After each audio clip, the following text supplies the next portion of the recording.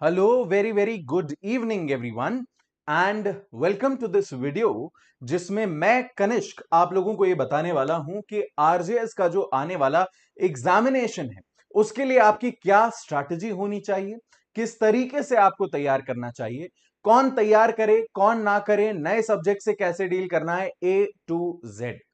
But यही सिर्फ काफी नहीं होगा, हम आपको यह भी बताएंगे आज के वीडियो में कि आगे आप हमसे और क्या क्या एक्सपेक्ट कर सकते हो and what will you derive out of this. बस एक चीज ध्यान रखना, अगर आरजेएस 2025 आपका लक्ष्य है तो उस लक्ष्य को प्राप्त करने के लिए जो जो चीजों की आपको जरूरत यहां पड़ने वाली है एकेडमिकली स्पीकिंग, वो सारी चीजें हम आपको देंगे, आपके साथ बराबरी से कंधा मिला करके मेहनत करेंगे and we will leave no stones unturned in ensuring कि आपका इसमें सिलेक्शन हो। ठीक है, सो आरजेएस में कुछ नए बदलाव आए हैं, आप लोगों ने देखा होगा क्या प्रिपरेशन स्ट्रैटेजी होने वाली है, उस सबको आज हम यहां डिस्कस करेंगे। इन द मीन टाइम अगर आप लोगों को कुछ भी डाउट्स हैं, कुछ भी क्वेरीज हैं, आप अगर लाइव चैट में नहीं पूछ पा रहे हो तो आप कमेंट्स में पूछो, ask us and we will try and resolve all those queries. Okay, हम उन सब का जवाब देने की कोशिश करेंगे। अगर वीडियो में दे पाए तो वीडियो में, नहीं दे पाए तो सेपरेट वीडियो बनाकर,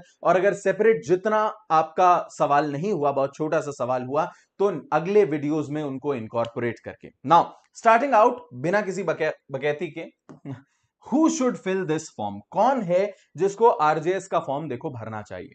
समझो इस चीज को, आरजेएस में इस बार वेकेंसीज आई हैं कम, ठीक है, लेस वेकेंसीज, ये मैं यहां लिख रहा हूं।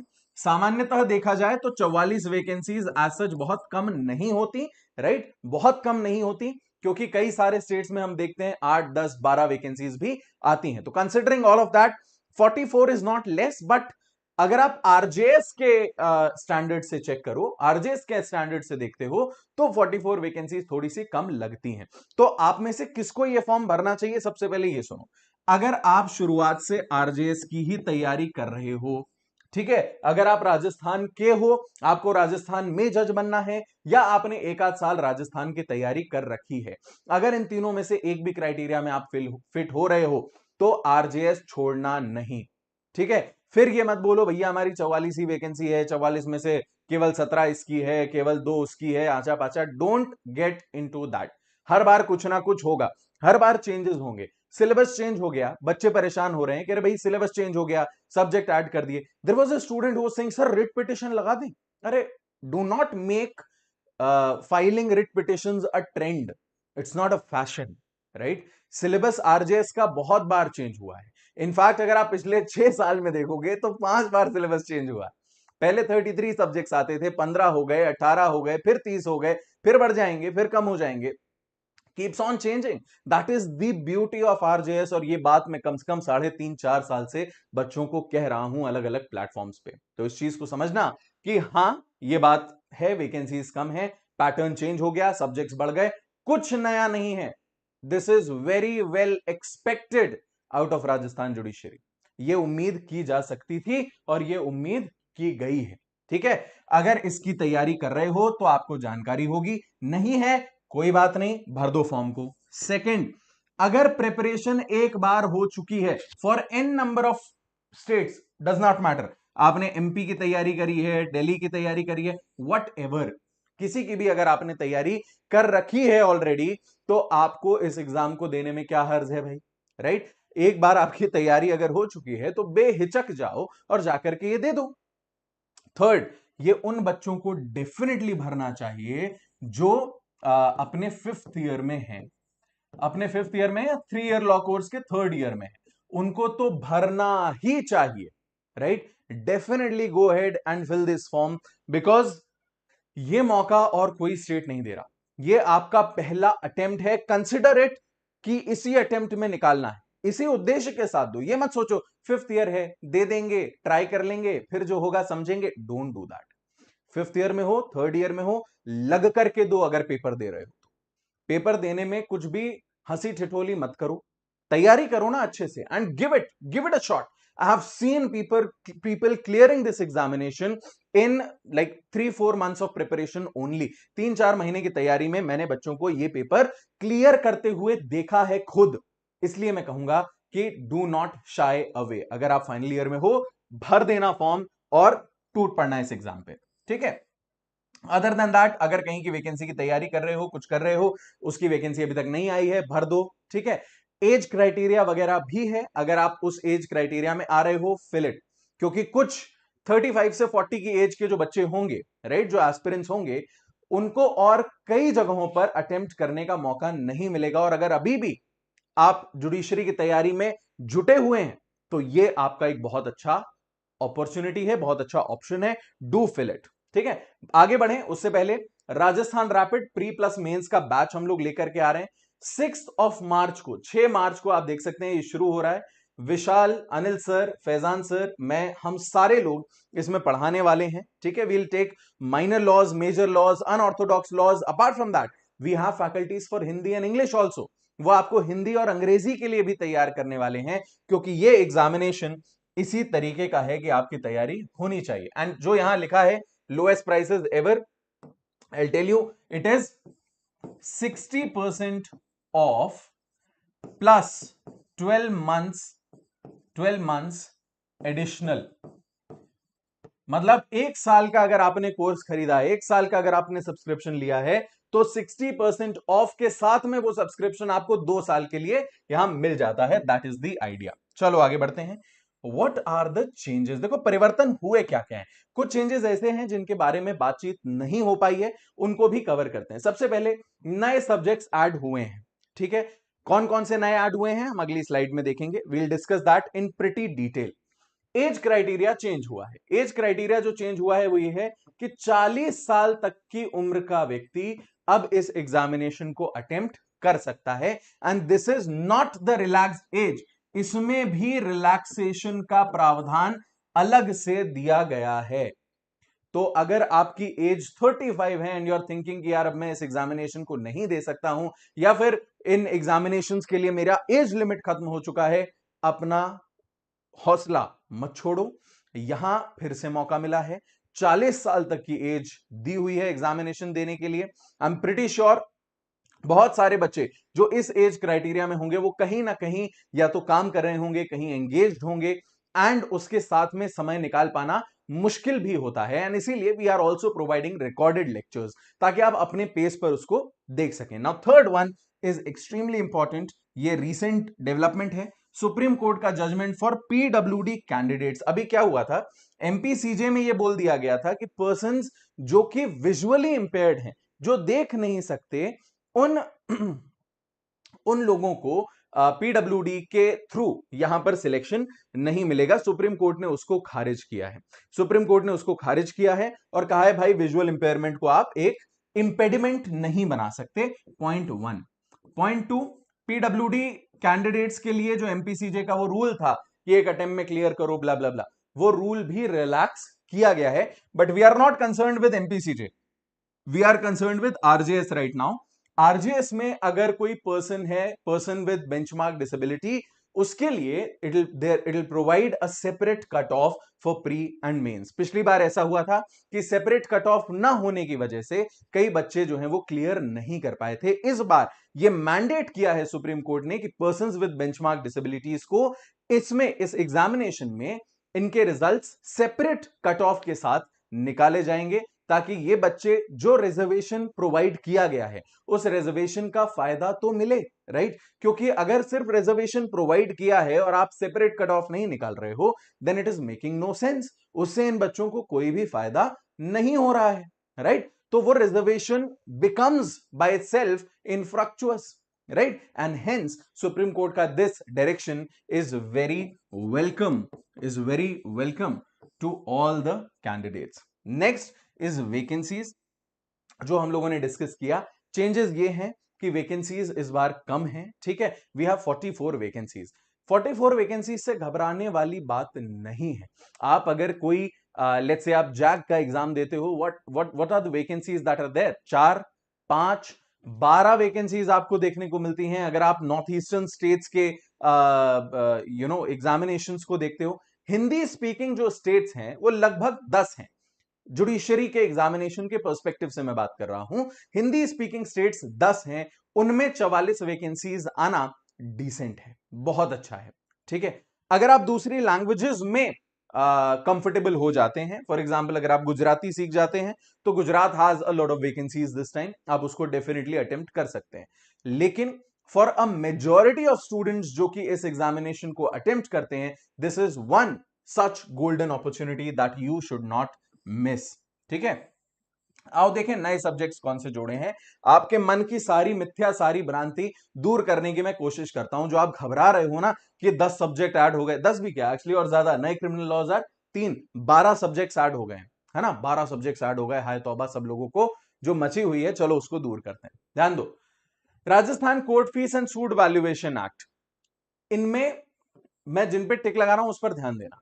राजस्थान एक्साइज एक्ट, ठीक है, Hindu laws, marriage, adoption, maintenance, minority, guardianship, divorce, adoption, maintenance, succession Muslim law में।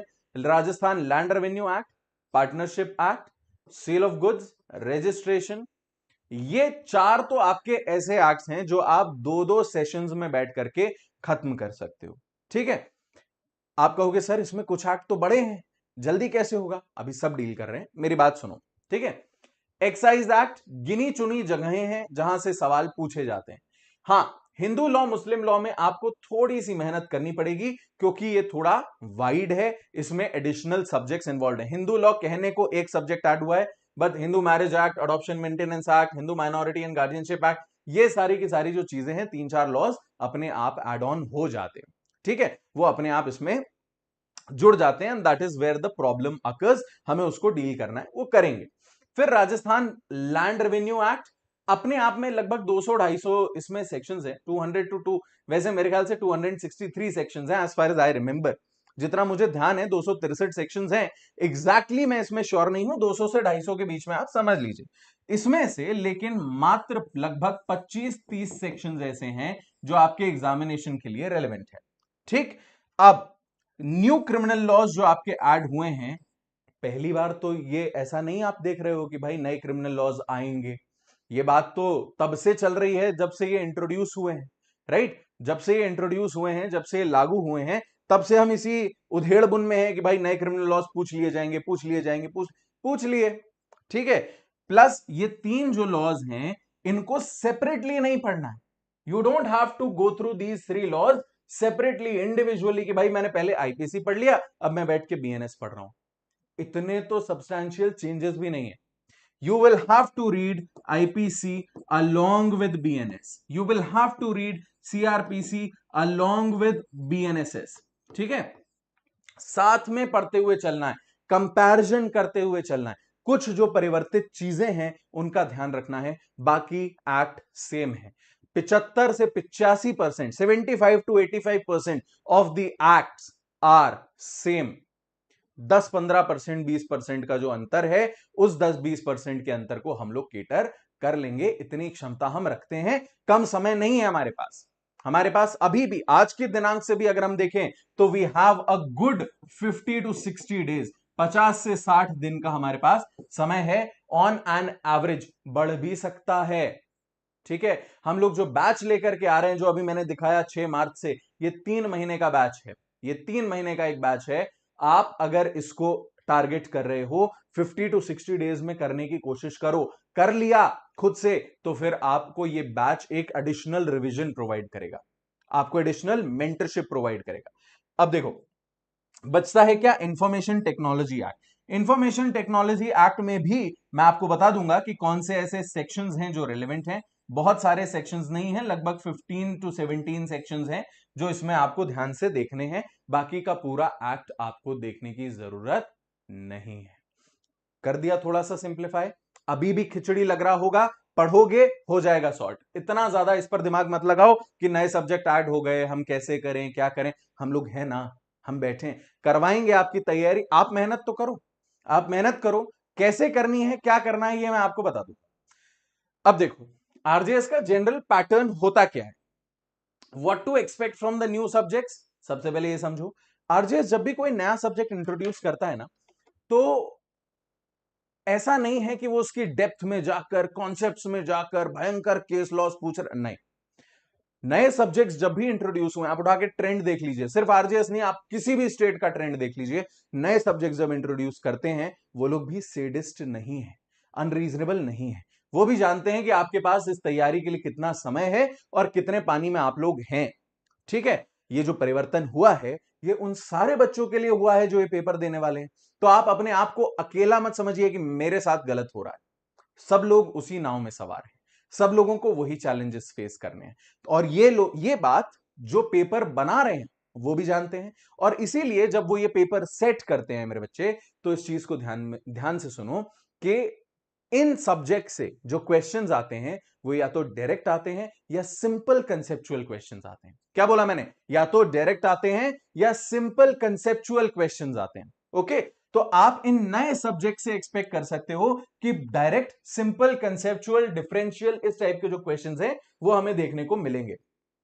कुछ जो इंपॉर्टेंट कहीं कहीं पर पनिशमेंट्स दी हैं, इंपॉर्टेंट पनिशमेंट्स दी हैं या इंपॉर्टेंट फाइन पेनल्टी वगैरह दिया है, वो एरिया है जो हमारे लिए रिलेवेंट हो जाता है। कुछ कुछ इंपॉर्टेंट डेफिनेशंस हैं और एक आध इंपॉर्टेंट अथॉरिटी है जो कि सवालों का पार्ट बनती है। अदरवाइज पूरा पूरा एक्ट तो वो भी जानते हैं कि आपने नहीं पढ़ा है और उतना डेप्थ में वो पूछेंगे भी नहीं। क्या क्या आता है, कैसे आता है, सब डील करेंगे। आगे सुनो, division of marks. This is division of marks along with will all the subjects be asked. This is the beauty of RJS. RJS के एग्जामिनेशंस आप उठा के देखो पिछले 6 साल के, ठीक है, आपको एहसास होगा कि जब जब इन्होंने, आप खुद सोचो, 70 नंबर आपका लॉ है, 70 नंबर आपका लॉ है, उसमें आपसे लगभग 32 सेक्शंस जो है, 32 सब्जेक्ट जो है पूछ रहे हैं। अगर आप बेयर एक्ट वेयर एक्ट सब मिला लो, ठीक है, अगर आप हिंदू लॉ को एक ना गिन करके 3 गिनो, मुस्लिम लॉ को एक ना गिन करके 3-4 गिन लो, ठीक है, मुस्लिम लॉ वैसे, हाँ चलो ठीक है 3-4 गिन लो, तो you have about 38 to 39 subjects जहां से सवाल आने वाले हैं। यस और नो? 38 to 39 बेयर एक्ट्स हैं जिनसे आप यहां क्वेश्चंस जो है उसको एक्सपेक्ट कर सकते हो। कैसे अटेगा? हाँ, एक सब्जेक्ट से एक सवाल। This is the beauty. अगर आप एक आध सब्जेक्ट में थोड़े से कमजोर भी पड़ जाते हो तो ये वो एग्जामिनेशन है जहां वो सब्जेक्ट आपको काट नहीं खाएगा। You will still have scope to score in this examination. ठीक है, पॉइंट 1। पॉइंट 2, कई बार ऐसा भी होता है, देखा हुआ है कि कॉन्स्टिट्यूशन से एक भी सवाल नहीं आया या फिर सीपीसी से एक भी सवाल, मतलब इन सब्जेक्ट्स को हार्ड एंड फास्ट मत लो, सब्जेक्ट्स को हार्ड एंड फास्ट मत लो कि कॉन्स्टिट्यूशन नहीं आएगा, बट ऐसा हो चुका है कि कॉन्स्टिट्यूशन से सवाल ही नहीं आया, नेगोशिएबल इंस्ट्रूमेंट से 5 सवाल पूछ डाले। राइट? ये एग्जामिनेशन अनप्रिडिक्टेबल है, ये एग्जामिनेशन अनप्रिडिक्टेबल है, ये बहुत बड़ा चैलेंज है, उसके साथ ही एक बहुत बड़ा एडवांटेज भी है। क्योंकि ये अनप्रिडिक्टेबल है तो कोई भी बच्चा अपनी स्ट्रेंथ्स एंड वीकनेसेस को बोस्ट नहीं कर सकता, अरे मेरी स्ट्रेंथ है मेजर सब्जेक्ट जो 15 नंबर का आता है उसको तो मैं फोड़ के रख दूंगा। क्या पता मेजर सब्जेक्ट आए ही ना, पूछा ही नहीं गया। There is no such thing as major subject or minor subject for RJS, but still, considering the length of the paper, considering how much weightage these subjects contain in other examinations, हम लोग इसको उसी तरीके से deal करते हैं। कुछ subjects को मेजर रखते हैं, कुछ को माइनर, कुछ को अनऑर्थोडॉक्स, लोकल, इस तरीके से we divide and then we deal with them. ठीक है, लेकिन ये समझना ऐसा भी संभव है कि एक आध सब्जेक्ट पूछा ही ना जाए। 70 नंबर में अगर आप 38-39 नंबर का जोड़ रहे हो, एक सब्जेक्ट से 2 क्वेश्चंस बनते हैं ज्यादा से ज्यादा। ठीक है, ऐसा नहीं होगा, किसी किसी सब्जेक्ट से वो 5 सवाल भी पूछेंगे, किसी किसी सब्जेक्ट को हो सकता है पूछे ही ना। Be prepared for that, be mentally prepared for that. Plus cases भी आते हैं। केसेस कहां से आते हैं मैं आपको बता दूं, एनआई एक्ट बहुत पसंद है हमारे आरजेएस वालों को, और जो अदर एक्ट्स हैं उनके बारे में हम लोग बाद में डिस्कस करेंगे। ठीक है, एनआई एक्ट हमारे आरजेएस वालों को बहुत पसंद है, इससे सवाल, केस लॉज पूछे जाते हैं। वो भी कहां से करना है विल डिस्कस। अब देखो लेवल ऑफ डिफिकल्टी क्या होता है। देखो आरजेएस में ना level of difficulty as such बहुत ज्यादा नहीं होता। कंसेप्चुअल क्लैरिटी अगर आपको है, बेसिक्स अगर आपके क्लियर हैं, तो बहुत ज्यादा आप बहराने वाले नहीं हो इस पेपर में। सर फिर कट ऑफ कम क्यों जाता है? कट ऑफ कम इसलिए हो जाता है because of the sheer number of subjects that are asked. इतना याद करना मुश्किल होता है, एंड दैट इज ट्रू। कई बच्चे लैंग्वेज में धोखा खाते हैं। 30% is no joke.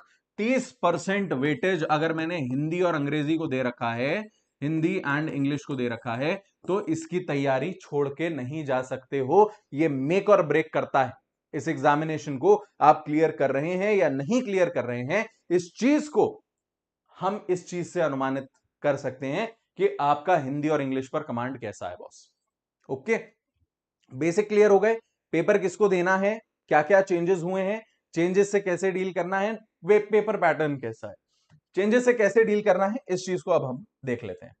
Preparation strategy क्या होनी चाहिए, और in other words how to deal with changes. जो परिवर्तन अभी हुए हैं उनसे आपको कैसे एट पार आना है। तो आपके लिए जो जरूरी है that is a smart learning approach. ठीक है, start with the very basic concepts. क्यों बोल रहा हूं start with the very basic concept, this is for the new laws. ठीक है, मैं ओल्ड लॉज की यहां पर बात नहीं कर रहा हूं। ओल्ड लॉज जो है उनको तो आपको करना ही है, वो तो दैट गोज विदाउट सेइंग। और अब अगर इस पॉइंट पर आकर के आप ये सोच रहे हो कि भाई मैं अपनी तैयारी बस शुरू करता हूं, आरजेएस की नहीं, तैयारी शुरू करता हूं, तो दोस्त मेहनत तो फिर आपको इतनी करनी पड़ेगी कि आप एक दिन के अंदर 3 दिन का काम कर रहे हो। इतनी मेहनत अगर करने को तैयार हो तो चलो कर लो शुरू, कोई बात नहीं, मुश्किल फिर भी होगी। लेकिन अगर आप ऐसे हो कि हाँ भाई मैंने मेजर लॉस पढ़ रखे हैं, या फिर मेरा थोड़े बहुत माइनर लॉस पे कमांड है, या फिर इन 30 32 35 सब्जेक्ट्स में से लगभग 10 सब्जेक्ट्स ऐसे हैं जिनका मुझे बहुत अच्छे से बहुत थरो नॉलेज है, यस, तो नाउ उनका उनके रिवीजन के साथ में जो ये नए सब्जेक्ट्स हैं, बेसिक कॉन्सेप्ट से शुरू करो। क्यों बोला, because of the very thing जो मैंने आपको अभी अभी बताई कि आप इन नए सब्जेक्ट से क्या एक्सपेक्ट कर रहे हो, बहुत basic questions. Okay, now coming to the second part, learn with layered approach. हर एक एक्ट की अपने को 3 रीडिंग मारनी है, हर एक एक्ट की अपने को 3 रीडिंग मारनी है। 3 रीडिंग कैसे मारोगे, 3 रीडिंग ऐसे मारोगे कि पहली बार स्किम थ्रू किया, समझना, पहली बार स्किम थ्रू कर लिया, स्किम थ्रू हो गया, अब उसमें आपको ऊपर ऊपर से एक्ट समझ में आ गया। दूसरी बार हम थोड़ा डिटेल में गए, थोड़ा डिटेल में गए, कॉन्सेप्ट्स पर होल्ड बनाया। तीसरी बार फिर हम उसकी डेप्थ में गए। ये हम सिर्फ उन सब्जेक्ट्स के साथ करेंगे जो पुराने सब्जेक्ट्स हैं। नए सब्जेक्ट्स के साथ हम 2 रीडिंग्स करने वाले हैं, कॉन्सेप्ट समझेंगे, बेसिक समझेंगे, बस क्वेश्चंस लगा लेंगे, सवाल लगा लेंगे। दूसरे स्टेट्स के पीवाईक्यूज जहां पर ये सवाल ये सब्जेक्ट्स पूछे जाते हैं वहां से उठा करके हम उनके क्वेश्चन सॉल्व कर लेंगे। एंड डोंट यू वरी, मैं आपके लिए एक और चीज लेके आने वाला हूं, I tell you in the course of it. रोज 500 सवाल लगाने हैं, every single day. Make it a point, अपने दिमाग में बिठा लो, भाई कुछ हो ना हो, आज अगर मेरा पढ़ने का मन नहीं है कोई बात नहीं, 500 सवाल तो मैं लगा के रहूंगा। ठीक है, रोज के 500 सवाल आपको लगाने हैं। This is going to help you through. Next is notes making. बस क्या अब नोट्स बनाने का टाइम रह गया, अब नोट्स बनाने का टाइम नहीं रह गया है। उस चीज के लिए हम थोड़ा सा लेट हो चुके हैं, लेकिन नोट्स आपको बनाने हैं 2 चीजों के। पहले जो केसेस हैं, क्योंकि कुछ केसेस ऐसे होने वाले हैं, लैंडमार्क जजमेंट्स, जो कि आपने अभी तक नहीं पढ़े होंगे उसके। सेकंड, जो भी क्वेश्चंस आप गलत अटेम्प्ट करोगे उनके, ठीक, इनके नोट्स साइमल्टेनियसली बनाते चलो। थर्ड, जो भी न्यू लॉज ऐड हुए हैं उनको अगर आप टेबल फॉर्मेट में या फिर चार्ट फॉर्मेट में बना सकते हो तो बनाते चलो, अगर वो आपके लिए इजी है तो, नहीं तो बुलेट पॉइंट्स बना लो, वट एवर इज इजी। हमें टाइम वेस्ट नहीं करना है, हमारा टाइम बहुत इस समय कीमती है for this examination. Okay, and then revision strategy आपके लिए एक सेपरेट होनी चाहिए। You can not rely on reading only. मैंने एक बार पढ़ लिया, बहुत अच्छा किया, अब उसको रिवाइज करो। बहुत सारे एक्ट्स हैं, जितना फ्रीक्वेंटली रिवाइज करोगे उतना आपके लिए बेस्ट होगा। अब मैं आपको एक और चीज बताता हूं, आप हमसे क्या एक्सपेक्ट करने वाले हो। मैं कल के कल आपको यह देने वाला हूं, एक प्रॉपर स्ट्रैटेजी मैं आपको देने वाला हूं इसी यूट्यूब सेशन पर, 50 से 60 दिन की, 50 to 60 डेज की, along with an excel sheet. Excel sheet download करो, प्रिंट निकालो, या अगर कंप्यूटर पे पढ़ते हो तो उस पर चेक लो, और उस पर टिक टिक टिक करते जाना, हर एक दिन में आपको क्या करना है मैंने उसमें लिख करके दिया है। बहुत बहुत दिमाग लगाया है कि किसमें क्या आता है, कितना समय पढ़ना है, how do you have to deal with it, how to manage इतनी preparation in these number of days, along with rest days, along with questions, along with revision, सारी ही चीजें उसमें इंक्लूड करने की मैंने कोशिश की है। और वो एक बहुत डिटेल्ड काइंड ऑफ स्ट्रैटेजी है आपके लिए। उसको बेहतरीन डाउनलोड करना, कैसे करना है, क्या करना है, हम लोग कल इसी पर एक वीडियो लेकर के आने वाले हैं। Next is trend analysis of PYPs. पिछले 5-6 साल का क्या ट्रेंड रहा है उसको एनालाइज करेंगे। सवाल किस टाइप के आते हैं, किस टाइप के आ सकते हैं, जनरल प्रिडिक्शंस करने की कोशिश करेंगे on this very channel. Next is strategy sessions for new subjects. जो भी नए सब्जेक्ट्स ऐड हुए हैं उनको कैसे आपको डील करना है, उससे संबंधित स्ट्रैटेजी सेशंस लेकर के आएंगे। And we have already come up with a full fledged batch for your preparation. The batch is starting on 6 March. अगर अभी तक ध्यान नहीं दिया है तो अभी आंखें खोलो और फटाफट से उसमें एनरोल करो, ठीक है। And now coming to the last bit of today's video, जो मैंने आपको बताया 60% of with 12 months free extension, ये हमारे सारे ही कोर्सेज पर चल रहा है, right. You can use code आरंभ, you can use code KDS, ठीक है, Kanishk Devesh Sharma, that's my name, alright. आप वो भी यूज कर सकते हैं and you will get that discount that you are looking for. Similarly Utkarsh is an all state judiciary batch. 27 फरवरी को ये बैच अभी रिसेंटली लॉन्च हुआ है। मेरा खुद का बैच सिद्धि भी अभी रिसेंटली 19 फरवरी को लॉन्च हुआ है।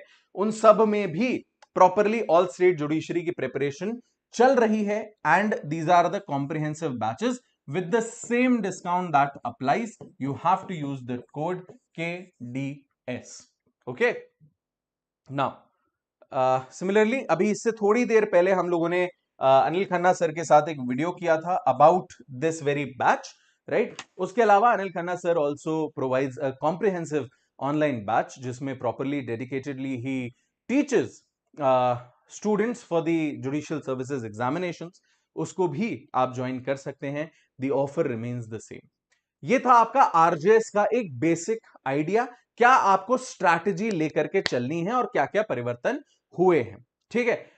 बहुत सारे डेवलपमेंट्स जो होते रहेंगे वो हम टाइम टाइम पे इस चैनल पर लाते रहेंगे। एक चीज इंश्योर करना, इस चैनल को सब्सक्राइब कर देना, और जो भी डाउट हो आरजेएस से रिलेटेड, मेरी बात मानो, मैं यहां बैठा हूं आपकी तैयारी कराने के लिए।